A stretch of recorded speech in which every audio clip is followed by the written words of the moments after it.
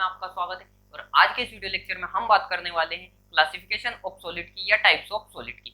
तो जब हमने सॉलिड स्टेट शुरू की थी तो उसके इनिशियल वीडियो में हमने देखा था कि जो हमारा सॉलिड्स रहते हैं उनके बीच में जो कंस्टिट्यूएंट पार्टिकल्स जो रहते हैं सॉलिड्स के, जो सॉलिड्स को बनाने वाले पार्टिकल्स रहते हैं, उनके बीच में जो फोर्स ऑफ अट्रैक्शन काम करता है, यानी कि जो इंटरमोलिकुलर फोर्स प्रेजेंट रहता है हमारे सॉलिड के कंस्टिट्यूएंट पार्टिकल्स के बीच में, यानी कि इंटरमोलिकुलर फोर्स ऑफ सॉलिड जो रहता है वो हाई रहता है, यानी कि स्ट्रॉन्ग इंटरमोलिकुलर फोर्स काम करता है सॉलिड के केस में, किसके कंपेयर में, लिक्विड और हमारी गैसियस स्टेट के कंपेयर में। तो इस जो ये इंटरमोलिकुलर फोर्स जो काम कर रहा है हमारे सॉलिड के पार्टिकल्स के बीच में या कंस्टिट्यूएंट पार्टिकल्स के बीच में, वो पार्टिकल्स क्या क्या हो सकते हैं हमारे, वो एटम्स भी हो सकते हैं जो सॉलिड्स को बनाते हैं, एटम्स भी हो सकते हैं, वो मॉलिक्यूल्स भी हो सकते हैं, या वो आयंस भी हो सकते हैं, वो कंस्टिट्यूएंट पार्टिकल जो हमारे सॉलिड्स को बना रहे हैं। तो इन जो मॉलिक्यूल्स हैं, ये जो एटम्स है, ये जो आयंस है, इनके बीच में जो इंटरमोलिकुलर फोर्स काम कर रहा है, इस इंटरमोलिकुलर फोर्स के नेचर के आधार पर हमने जो हमारा सॉलिड है उसे चार भागों में क्लासिफाई किया है। तो वो जो चार पार्ट होते हैं जिसमें हमने सॉलिड को क्लासिफाई किया, वो कौन कौन से होते हैं और उन्हें हम डिटेल में अभी इस लेक्चर में पढ़ने वाले हैं। तो अगर आपने हमारा जो लिक्विड स्टेट का लेक्चर नंबर फर्स्ट नहीं देखा है तो पहले वो देख लीजिए, जिसमें हमने हमारा जो इंटरमोलिकुलर फोर्स है उसके टाइप्स को डिटेल में पढ़ा है। क्योंकि अगर आपको इंटरमोलिकुलर फोर्स ऑफ अट्रैक्शन या इंटरमोलिकुलर फोर्स के टाइप अगर आपको सही से समझ में नहीं आएंगे तो शायद ये लेक्चर आपको थोड़ा सा पढ़ने में डिफिकल्टी हो सकती है। तो पहले आप वो लेक्चर देख लीजिए जो इसमें हमने इंटरमोलिकुलर फोर्स के टाइप की बात की है। तो आइए शुरू करते हैं, हमारा क्लासिफिकेशन ऑफ सॉलिड हम शुरू करते हैं। तो हमने जो हमारा सॉलिड है उसे चार भागों में क्लासिफाई किया है, यानी कि हमारा जो सॉलिड होता है उसे हमने चार भागों में क्लासिफाई किया। और ये जो क्लासिफिकेशन हमने किया है सॉलिड का, ये किसके बेस पे किया है, तो ये हमने किया है टाइप्स ऑफ इंटरमोलिकुलर फोर्स के आधार पर, यानी कि जो इंटरमोलिकुलर फोर्स प्रेजेंट है सॉलिड के कंस्टिट्यूएंट पार्टिकल्स के बीच में, उसके आधार पर हमने हमारे सॉलिड को चार भागों में क्लासिफाई किया है। नंबर फर्स्ट पे जो हमने क्लासिफिकेशन किया है उसे हमने बोला है मोलिकुलर सॉलिड। क्या बोला उसे हमने, मोलिकुलर सॉलिड। नंबर फर्स्ट पे जो हमने क्लासिफिकेशन किया उसे हमने क्या बोला है, मॉलिक्यूलर सॉलिड। नंबर टू पे जो हमने क्लासिफिकेशन किया उसको हमने क्या कहा है, उसको हमने बोला है metallic solid. Metallic solid. Number तीन पे जिसको हमने रखा है उसको हम बोलते हैं कोवेलेंट सॉलिड। Covalent solid. और नंबर चार पे जिसको हमने रखा है उसको हमने बोला है आयोनिक सॉलिड। Ionic solid. तो ये क्लासिफिकेशन हमारा हुआ है इंटरमोलिकुलर फोर्स के आधार पर, यानी कि इन जो चारों तरह के जो हमारे सॉलिड है इनमें जो इंटरमोलिकुलर फोर्स काम कर रहा है वो डिफरेंट डिफरेंट टाइप का होता है। और ये जो मोलिकुलर सॉलिड है इसे हमने फर्दर और आगे क्लासिफाई किया है, जो हमारा है polar molecular solid. Number two पे इसमें हमारा, इसको आप फर्स्ट डाल लीजिए। नंबर सेकंड पे जो हमारा हमने मोलिकुलर सॉलिड को जो क्लासिफाई किया वो हमारा होता है नॉन पोलर मोलिकुलर सॉलिड। और नंबर तीन पे हमने किया है, ये आता है हाइड्रोजन बॉन्डिंग मोलिकुलर सॉलिड। तो ये जो हमारा मोलिकुलर सॉलिड था इसे हमने फर्दर तीन कैटेगरी में क्लासिफाई किया है, जो हमारा है polar molecular solid, non polar molecular solid और हाइड्रोजन बॉन्डिंग मोलिकुलर सॉलिड। ये भी हमने हमारा जो क्लासिफिकेशन है मोलिकुलर सॉलिड का, ये भी हमने जो हमारा इंटरमोलिकुलर फोर्स काम कर रहा है उसके नेचर के बेस पर किया है। तो सबसे पहले हम शुरू करते हैं कि मोलिकुलर सॉलिड आखिर किसे बोलते हैं। तो मोलिकुलर सॉलिड किसे बोलते हैं, यानी कि ऐसा सॉलिड जिनके जो कंस्टिट्यूएंट पार्टिकल्स रहेंगे वो क्या रहेंगे। एक तो पहली बात, कंस्टिट्यूएंट पार्टिकल्स क्या रहेंगे मोलिकुलर सॉलिड में, तो कंस्टिट्यूएंट पार्टिकल्स आपके रहेंगे वो रहेंगे फ्यूल से रहेंगे, यानी कि कंस्टिट्यूएंट पार्टिकल आपके मॉलिक्यूल्स रहेंगे मोलिकुलर सॉलिड के बीच में। अब जो इंटरमोलिकुलर फोर्स वहां पे काम कर रहा है वो क्या क्या हो सकता है, उसके आधार पर हमने हमारा जो मोलिकुलर सॉलिड है उसे तीन भागों में क्लासिफाई किया। अगर हमारे मॉलिक्यूल्स जो ये मॉलिक्यूल्स कंस्टिट्यूएंट मॉलिक्यूल्स है, अगर ये मॉलिक्यूल्स क्या हो, पोलर मॉलिक्यूल्स हो, पोलर मॉलिक्यूल्स हो, यानी कि ऐसे मॉलिक्यूल्स जिनके ऊपर डाइपोल हो, परमानेंट डाइपोल हो, जिनके ऊपर परमानेंट परमानेंट परमानेंट डाइपोल हो, जिन पर परमानेंट डाइपोल होगा उन्हें हम क्या बोलेंगे, पोलर मॉलिक्यूल्स बोलते हैं। अब इन पर जो परमानेंट डाइपोल हुआ, मान लो हमारे मॉलिक्यूल्स हुए, HCl का मॉलिक्यूल हुआ, अब ये परमानेंट डाइपोल इनमें जनरेट क्यों हुआ, तो ये परमानेंट डाइपोल इनमें आने का रीजन ये है कि इनकी इलेक्ट्रोनेगेटिविटी में काफी डिफरेंस है, यानी कि जो इनकी इलेक्ट्रॉन की भूख है उनमें काफी डिफरेंस है, जिसकी वजह से इन मॉलिक्यूल्स के इन एटम्स पर क्या हो जाता है, पार्शियली चार्ज जनरेट हो जाता है। जो ज्यादा इलेक्ट्रोनेगेटिव रहता है वो क्या करता है, ये शेयरिंग का जो पेयर इलेक्ट्रॉन इसे अपनी तरफ खींच लेता है और क्या हो जाता है, खुद पार्शियली नेगेटिव हो जाता है, और जो जिस एटम से इसमें खींचे हैं वो पार्शियली पॉजिटिव हो जाता है, जिसकी वजह से इस मॉलिक्यूल्स के ऊपर पोल जनरेट हो जाते हैं। और ये पोल जनरेट होने की वजह से जब इसके कनेक्शन में दूसरा मॉलिक्यूल्स आता है या इसके संपर्क में दूसरा मॉलिक्यूल्स आता है जो खुद भी पोलर मॉलिक्यूल्स रहता है, मान लो दूसरा इसके कनेक्शन में HCl हमारा आया, मान लो ये हमारा HCl है, यहाँ पे हमारा HCl है, ऐसे बहुत सारे मॉलिक्यूल्स रहते हैं। एक आप कोई भी सैंपल लेके चलते हो तो उसमें जो सारे पोलर पोलर मॉलिक्यूल्स रहते हैं उनके बीच में एक इंटरेक्शन काम करता है, यानी कि एक बॉन्ड फॉर्मेट हो जाता है वहां पर। तो ये जो इंटरेक्शन जो जनरेट हुआ है, इस इंटरेक्शन की वजह से ये मॉलिक्यूल्स क्या रहते हैं, काफी क्लोज आ जाते हैं और हमारा सॉलिड्स बनता है। तो जब पोलर इंटरेक्शन की वजह से या डाइपोल डाइपोल इंटरेक्शन की वजह से जब हमारा सॉलिड्स बनता है तो उसे हम क्या बोलते हैं, पोलर मॉलिक्यूलर सॉलिड्स बोलते हैं। तो पोलर मॉलिक्यूलर सॉलिड्स किसे बोलेंगे हम, पोलर मॉलिक्यूलर सॉलिड हम उसे बोलेंगे जिनके बीच में, जिन मॉलिक्यूल्स के बीच में पोल जनरेट हो जाते हैं, परमानेंट पोल आ जाते, पोल बनते हैं। और ये परमानेंट पोल डाइपोल क्यों जनरेट हुए, क्योंकि इलेक्ट्रोनेगेटिविटी में डिफरेंस था, और इलेक्ट्रोनेगेटिविटी में डिफरेंस होने की वजह से जो पोल हुए उनके बीच में अपोजिट पोल, अपोजिट जो पार्शियल पोल जनरेट हुए उनके बीच में इंटरेक्शन आ जाता है और मॉलिक्यूल्स काफी क्लोज आ जाते हैं और हमारा सॉलिड बनता है, और उस सॉलिड को हम क्या बोलते हैं, पोलर मॉलिक्यूलर सॉलिड बोलते हैं। अब नॉन पोलर की अगर हम बात करें कि नॉन पोलर मॉलिक्यूलर सॉलिड किसे बोलते हैं, तो नॉन पोलर मॉलिक्यूल हम उन्हें बोलते हैं जिन मॉलिक्यूल्स की इलेक्ट्रोनेगेटिविटी में डिफरेंस नहीं रहता, यानी कि सेम इलेक्ट्रोनेगेटिविटी जिन मॉलिक्यूल्स की रहती है उन्हें हम क्या बोलते हैं, नॉन पोलर मॉलिक्यूल्स बोलते हैं। जैसे कि हमारे मॉलिक्यूल्स हो सकते हैं, Cl2 का मॉलिक्यूल्स हो सकता है, हाइड्रोजन का मॉलिक्यूल हो सकता है, हाइड्रोजन गैस का मॉलिक्यूल्स हो सकता है, या हमारा N2 गैस का मॉलिक्यूल्स हो सकता है, या ऐसे बहुत सारे मॉलिक्यूल्स हो सकते हैं जो कि जिनकी इलेक्ट्रोनेगेटिविटी एक दो मॉलिक्यूल्स की इलेक्ट्रोनेगेटिविटी जिनकी सेम रहती है, तो उन्हें हम बोलते हैं नॉन पोलर मॉलिक्यूल्स। अब इनकी इलेक्ट्रोनेगेटिविटी सेम है तो इनके बीच में अट्रैक्शन फोर्स कैसे आएगा, तो ये हम जो आपको मैंने बोला लिक्विड स्टेट का लेक्चर नंबर फर्स्ट, उसको आप जरूर देख लीजिए, क्योंकि वहां पे हमने इसको डिटेल में पढ़ा है कि लंडन फोर्स क्या होते हैं, जिसके बाद में आपका ये डाइपोल डाइपोल अट्रैक्शन क्या होता है, हाइड्रोजन बॉन्डिंग क्या होती है, ये पूरा लेक्चर है वहां पे, वहां हमने डाल रखा है लिक्विड स्टेट का लेक्चर नंबर फर्स्ट, तो वो देख लीजिए। लेकिन यहाँ पे भी अगर आपको याद है तो हम रिवाइज करवा देंगे एक बार। तो जब ये Cl2 का मॉलिक्यूल्स रहता है, मान लो ये मेरा Cl2 का मॉलिक्यूल्स है, ये मान लो मेरे Cl2 का मॉलिक्यूल्स कुछ इस तरह से है, तो इनके बीच में क्या रहता है कि इस Cl2 के पास, इस Cl2 पर भी एक जो इसका सेंटर रहेगा वहां पर पॉजिटिव चार्ज रहेंगे, और इसके आसपास जो इलेक्ट्रॉन रहते हैं वो बटे हुए रहेंगे, बिखरे हुए रहेंगे, रिवॉल्व करते रहेंगे। तो ये तो हुआ इसका सिमेट्रिकल स्ट्रक्चर।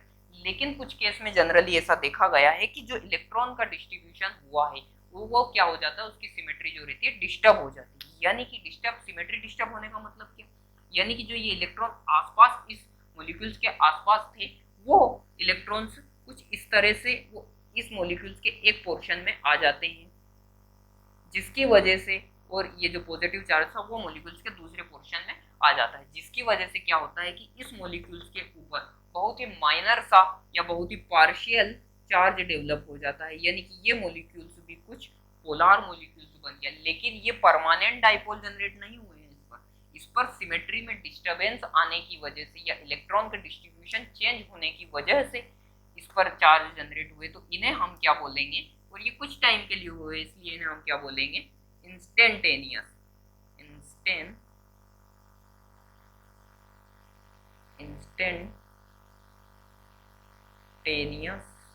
डाइपोल बोलेंगे।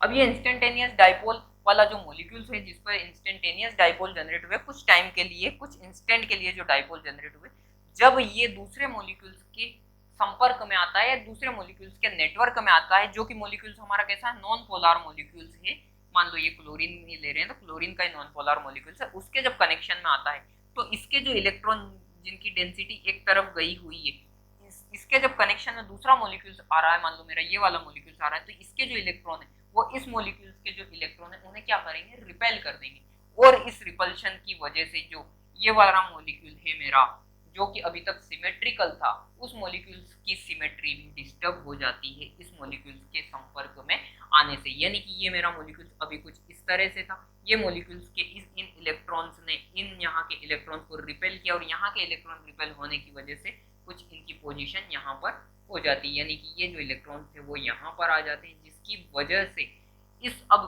वजह से अब ये मॉलिक्यूल्स भी मेरा क्या रहेगा, इस मॉलिक्यूल्स के ऊपर भी मेरे पोल जनरेट हो जाते हैं। अब ये मेरा मॉलिक्यूल्स नेगेटिव पोल, और इधर इलेक्ट्रॉन, यहाँ से इलेक्ट्रॉन गए तो यहाँ पर आ जाएगा पॉजिटिव पार्शियल पॉजिटिव चार्ज, और इस पर ये जो पोल डाइपोल जनरेट हुए ये किसी मॉलिक्यूल्स के संपर्क में आने से, किसी मॉलिक्यूल्स के नेटवर्क में आने से हुए हैं, इसलिए इस तरह के मॉलिक्यूल्स को क्या बोलेंगे, इंड्यूस्ड डाइपोल।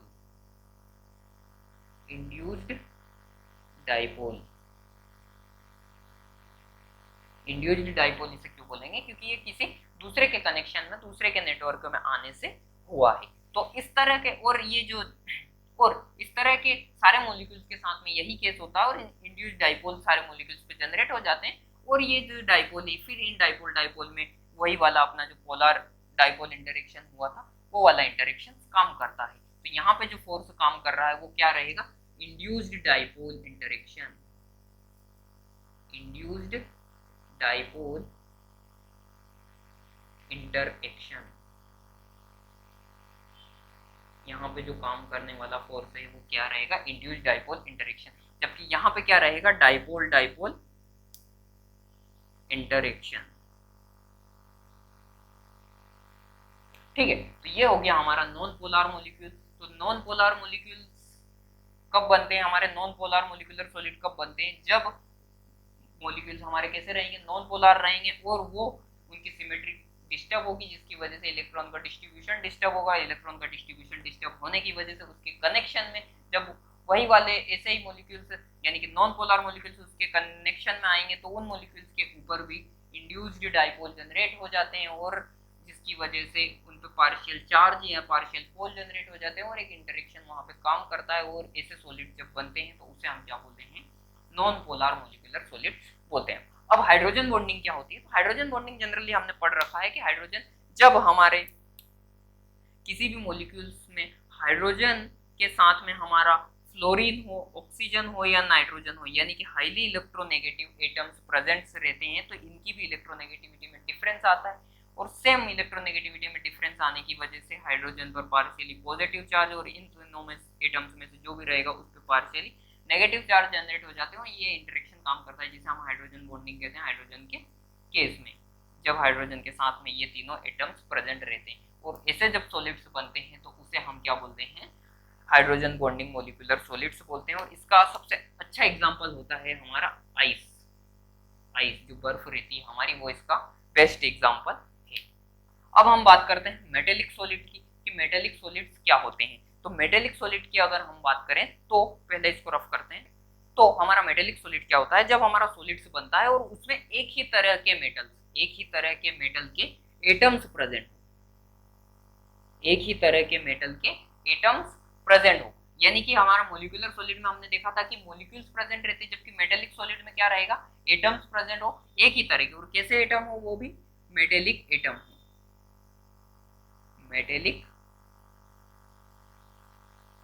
एटम्स। जब मेटेलिक एटम्स रहते हैं तो हमारे मेटेलिक एटम्स क्या करते हैं, मान लो Cu हुआ हमारा, या Fe हुआ, या Au हुआ, या Ag हुआ, ये जब इनमें से कोई सा भी एक एलिमेंट ले लीजिए आप, ये क्या करते हैं कि ये एलिमेंट्स क्या करते हैं, मान लो आपका Cu हुआ, आपका Cu ही ले लेते हैं आप, Cu, तो ये कुछ इस तरह से जमे हुए हैं हमारे Cu, कॉपर के एलिमेंट। तो ये जो एटम्स रहते हैं, ये एटम अपना जो एक इलेक्ट्रॉन रहते हैं वो एक इलेक्ट्रॉन लूज कर देते हैं, और कुछ ये हर एटम्स एक एक अपना इलेक्ट्रॉन, एक या एक से ज्यादा भी कर सकता है, एक एक इलेक्ट्रॉन मान लो हमने लूज कर दिया। तो ये जो इलेक्ट्रॉन लूज किया है, इनके बीच में, इन एटम्स के बीच में इंटरेक्शन बन जाता है, और ऐसे इंटरेक्शन बनने की वजह से ये काफी स्ट्रॉन्ग इंटरेक्शन होता है, मेटेलिक इंटरेक्शन। और ये जो हमारे एटम है जिसने इलेक्ट्रॉन रिलीज किया, ये पॉजिटिव हो जाते हैं, और इन जो पॉजिटिव एटम्स रहते हैं इन्हें हम क्या बोलते हैं, कर्नल्स बोलते हैं। क्या बोलते हैं हम इन्हें, कर्नल्स बोलते हैं। और ये जो इंटरेक्शन हुआ है इलेक्ट्रॉन और जो इलेक्ट्रॉन रिलीज किया उनके बीच में, और जो हमारे पॉजिटिव जो कर्नल्स बने उनके बीच में, ये इंटरेक्शन काफी स्ट्रॉन्ग हो जाता है और हमारे मेटेलिक सॉलिड्स बनते हैं। यानी कि ये जो इलेक्ट्रॉन रहते हैं, ये कुछ इस तरह से इसको समझ सकते हैं कि ये पूरे एक समुद्र बन जाता है, एक इलेक्ट्रॉनों का एक समुद्र बन जाता है, उसके बीच में हमारे जो मेटल्स के जो एटम्स रहते हैं वो प्रेजेंट रहते हैं, या पॉजिटिव, या इन्हें हम केटायंस भी बोल सकते हैं, मेटल केटायंस जो प्रेजेंट रहते हैं वो एक समुद्र के बीच में तैरते हैं, इलेक्ट्रॉन के समुद्र के बीच में तैरते हैं। और जो ये इलेक्ट्रॉन है, ये इलेक्ट्रॉन मोबिल रहते हैं, मोबिल रहते हैं। यानी कि ये इलेक्ट्रॉन कैसे रहते हैं, ये इलेक्ट्रॉन इधर उधर घूम सकते हैं। इसी की वजह से, इन इलेक्ट्रॉन के मोशन की वजह से ही जो हमारे मेटेलिक सॉलिड रहते हैं वो हमारी इलेक्ट्रिसिटी के गुड कंडक्टर रहते हैं, मतलब अच्छे कंडक्ट इलेक्ट्रिसिटी सप्लाई करते हैं। कौन, हमारे जो मेटेलिक सॉलिड रहते हैं वो इलेक्ट्रिसिटी के भी और साथ साथ हीट के भी अच्छे कंडक्टर रहते हैं मेटेलिक सॉलिड। और जो इनके बीच में जो बॉन्ड बन रहा है वो कैसा बॉन्ड है, मेटेलिक बॉन्ड बनता है इनके बीच में। तो जो हमारे मेटेलिक सॉलिड रहते हैं उनमें एक बात आप ध्यान रखना कि उनके जो कंस्टिट्यूएंट पार्टिकल्स रहते हैं वो क्या रहते हैं, एटम रहते हैं। इसके बाद में जो हमारे मेटेलिक सॉलिड रहते हैं उनके जो कंस्टिट्यूएंट पार्टिकल्स जो रहते हैं वो केटायंस जो रहते हैं, वो उन्हें हम क्या बोलते हैं, कर्नल्स बोलते हैं, और वो इलेक्ट्रिसिटी के गुड कंडक्टर रहते हैं मेटेलिक सॉलिड। अब बात करते हैं कोवेलेंट सॉलिड की।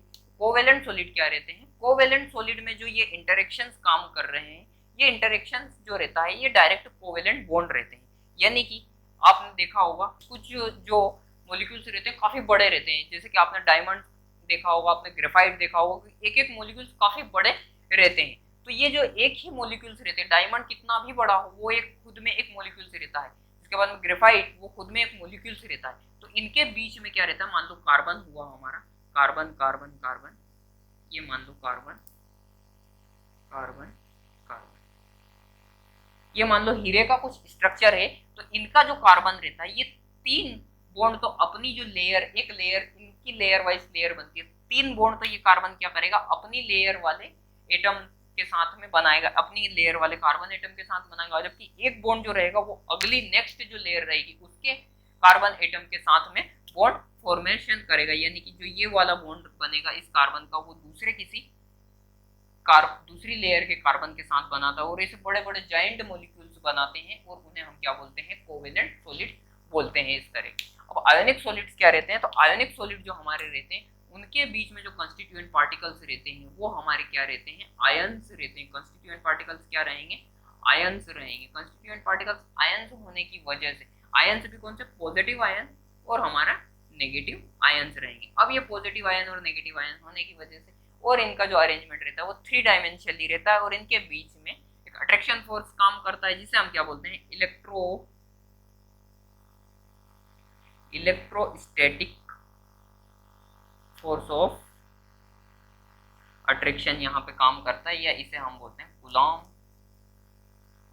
Attraction force. Coulomb attraction force या इलेक्ट्रोस्टैटिक अट्रैक्शन फोर्स। तो हमारे जो मोलिकुलर सॉलिड से रहते हैं उनमें कंस्टिट्यूएंट पार्टिकल्स हमारे कैसे रहते हैं, वो हमारे मोलिक्यूल से रहते हैं, और वो 3 तरह के रहते हैं। पोलार रहते हैं, पोलार में डाइपोल जनरेट होते हैं।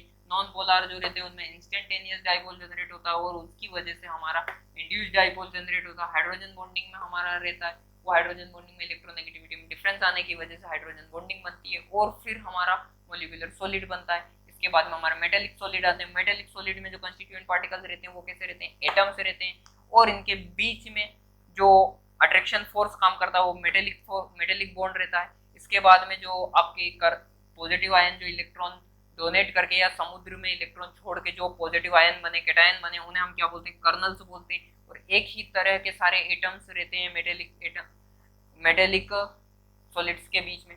कोवेलेंट सॉलिड की बात करें तो इसमें बड़े बड़े जाइंट मॉलिक्यूल्स बनते हैं, और एक ही मॉलिक्यूल से रहता है पूरा स्ट्रक्चर। आप हीरा देख लो, हीरा या ग्रेफाइट देख लो आप, सिलिका ऑक्साइड देख लो आप। आयोनिक सॉलिड की अगर हम बात करें तो आयोनिक सॉलिड्स में जो कंस्टिट्यूएंट पार्टिकल्स रहते हैं वो पॉजिटिव और नेगेटिव आयंस रहते हैं, और इनके बीच में जो अट्रैक्शन फोर्स काम करता है वो इलेक्ट्रोस्टैटिक अट्रैक्शन फोर्स काम करता है। और ये जो आयन रहते हैं 3 डायमेंशनली इलेक्ट्रोस्टैटिक फोर्स से बंधे हुए रहते हैं और हमारे आयोनिक सॉलिड्स बनाते हैं। तो ये था हमारा सॉलिड का क्लासिफिकेशन, जिसमें हमने सॉलिड को 4 भागों में क्लासिफाई किया, और ये क्लासिफिकेशन हमने किसके आधार पर किया था, तो ये इंटरमोलिकुलर फोर्स के आधार पर हमने किया था, जिसमें हमने सबसे नंबर फर्स्ट पे हमने मोलिकुलर सॉलिड पढ़ा, नंबर 2 पे हमने मेटेलिक सॉलिड पढ़ा, नंबर 3 पे हमने कोवेलेंट सॉलिड पढ़ा, नंबर 4 पे हमने आयोनिक सॉलिड पढ़ा।